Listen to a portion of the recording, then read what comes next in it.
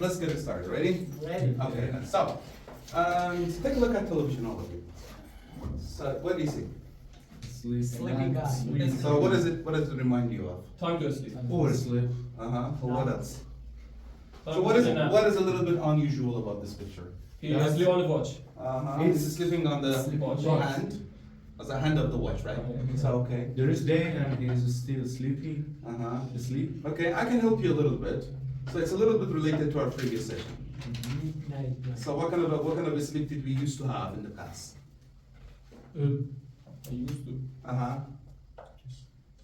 Used to plus the We used to Segment. Sleep segment. Excellent. So, Amos, you want to talk about segmented sleep, or what is it?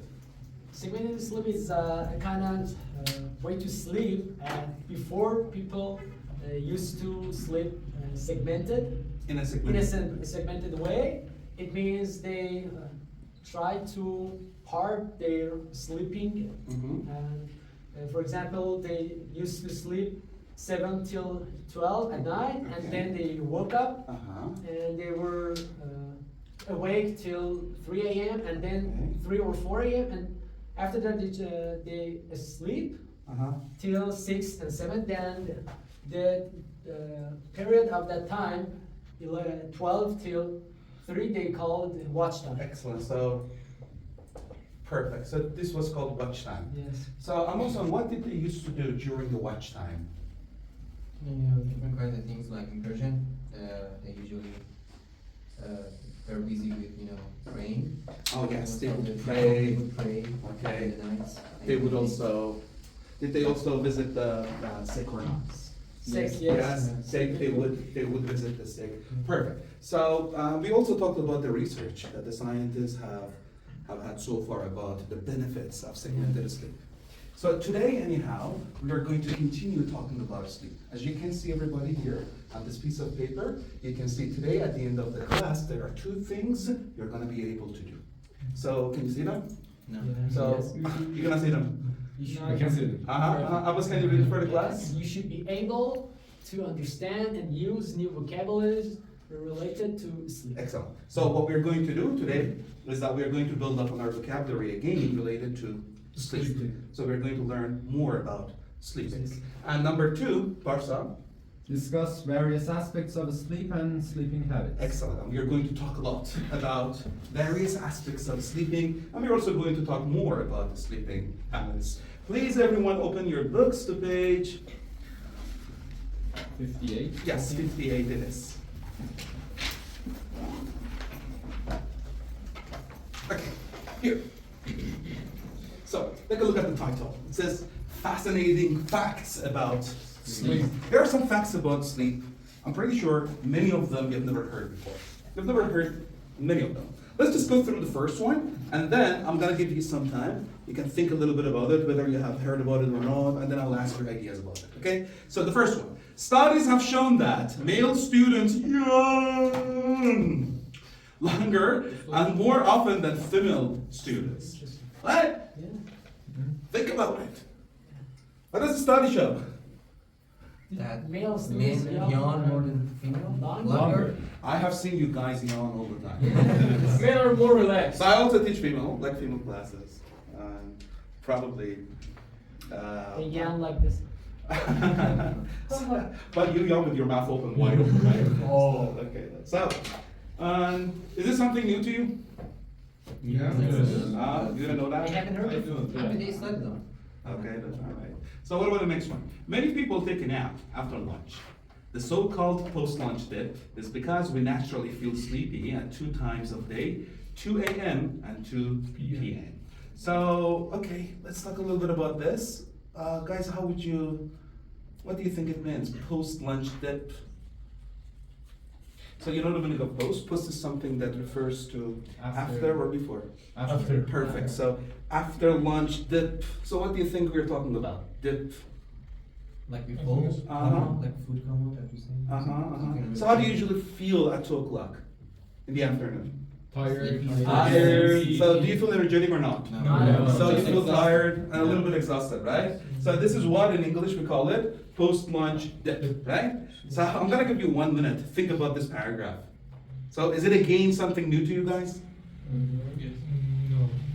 You knew I don't about think it. so. Yeah, because Uh-huh. all of the time my father taken up after Every- lunch. Oh, your father Every thinks about person, everything. yeah. Everybody does that, I Yeah. guess, okay? Yes.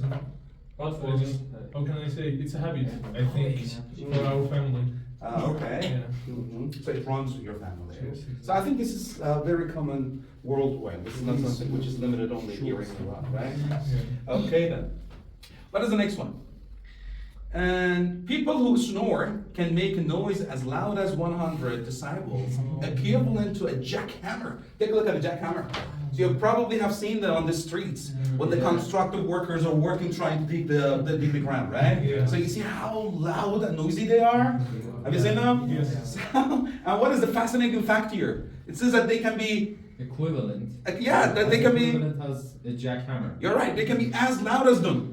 Do you have anyone around you who Yeah. snores at night? Yes. Oh, Yes, Yeah. my college. your colleagues. In dormitory. Oh, okay, okay. It's too often. All right. Uh, They snore.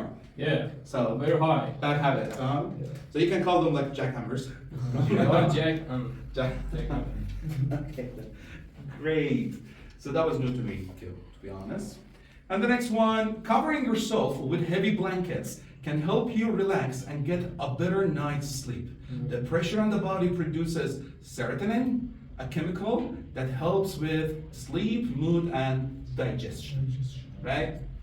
So that's why I personally, I really can't go to sleep without having myself covered with blankets, right? Oh, So yeah, exactly. no matter how hot it is, I have to keep the environment so cool, like using an AC or any other thing, even in the Yes, summer. yes, yes. So are you like that? Yes. So, Yes. so great, thank you very much. The next one is a little bit creepy, but okay, let's just go through it. It says people often change their sheets, but up to 1/3 of the weight of a pillow can be made up of dead skin and bugs. You know what a pillow is? Yes. So think of a bed. So every bed has a pillow that we place our head on it, we rest our head on it, right? Yeah. So, and then, so there's also a mattress that we sleep on, right? And then we cover ourselves with a sheet. Yeah. So we usually, you all know that. What it says is up to 1/3 of the weight of a pillow can be made up of dead skin and bugs. And if you don't wash a comforter is that sheet that like you put it on the top of the pillow, right?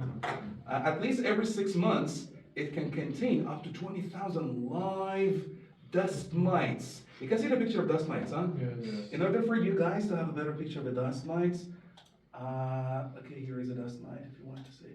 Oh, sorry, oops. Where did I put it? Not dust mite, not dust mite. There you go. Oh, okay. Don't have it, sorry. So you know what a dust mite is? Is this something, guys, from now on you're going to be more careful with? No. So are you going to wash your Or just pillows when more I often? sleep. Yeah. How did this paragraph make you feel? Nervous about Yeah. So what do you think about the people who have the bad habit of sleeping on their beds, facing like on their stomach, like sleeping on their stomachs? It's bad for for the the back. So bad for Barca. What about this? Is like, I used to do that. are you Not used to that. like this?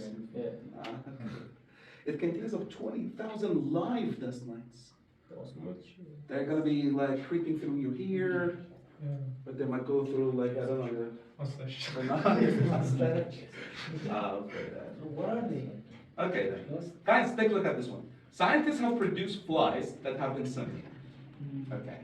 Any work? Insomnia. Yes. Excellent. I said, okay, is this something related to the physical of the body or it's related to our mind? Mine. So does it happen when we can't go to sleep or you can Can't. sleep? Excellent.